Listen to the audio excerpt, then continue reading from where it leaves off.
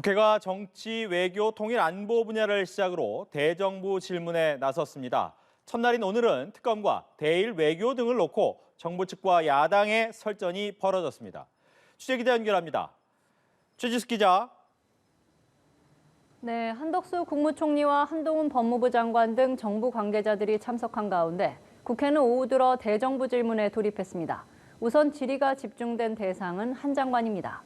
최근 헌법재판소에서 검찰 수사권 완전 박탈, 이른바 검수완박 법안에 대한 유효 결정을 내린 가운데 이를 되돌리는 이른바 검수 원복 시행령에 대한 야당 의원들의 비판이 이어졌는데요. 한 장관은 시행령이 법률에 배치되지 않는다고 강조했습니다. 또 노웅래 의원 체포동의안과 관련해 더불어민주당 박용진 의원이 정치기획이라고 주장하자 한 장관은 녹음까지 있는 뇌물 사건을 회기 연장으로 방탄한 것을 반성하라고 맞받았습니다. 여야가 최근 연일 공방을 벌여온 대일 외교를 놓고도 정부 측과 야당은 극명한 입장차를 보였습니다. 민주당 김상희 의원은 한일회담을 놓고 왜 모든 것을 양보하고 일본에 면죄부를 주는 결단을 했느냐고 지적했고, 한 총리는 중장기적 국익을 위한 것임을 느낄 때가 있을 거라고 답했습니다. 또 일본의 후쿠시마 오염수 방류 문제에 대해선 필요시 오염수 독자 검사도 검토 중이라면서 후쿠시마산 수산물은 수입 계획이 없음을 재차 밝혔습니다. 국회는 내일 경제 분야, 그리고 모레 교육, 사회, 문화 분야 대정부 질문을 이어갑니다. 여야 대정부 질문 시작에 앞서서 일본 후쿠시마 오염수 방류 문제를 놓고 맞붙었는데 이 소식도 전해주시죠. 네, 그렇습니다. 강제징용 해법부터 한일회담 결과까지 연일 설전을 벌여온 여야의 화두가 이제 후쿠시마 오염수 방류 문제로 옮겨갔습니다.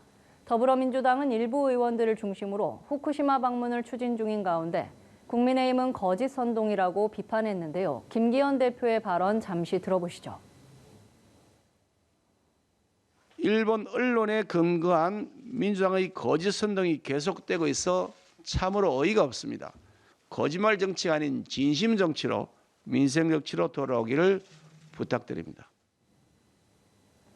또 주호영 원내대표는 일본의 의도대로 일본 정부의 주장을 기정사실로 보이게 하고 있다며 이것이야말로 친일행위라고 비판했습니다. 반면 민주당은 제주 현장 최고위에서 또 한 번 오염수에 대한 우려를 제기했습니다. 이재명 대표의 발언도 들어보시겠습니다. 평화의 섬 제주가 원전 오염수로 가장 먼저 심각하게 훼손될 위기에 처했습니다.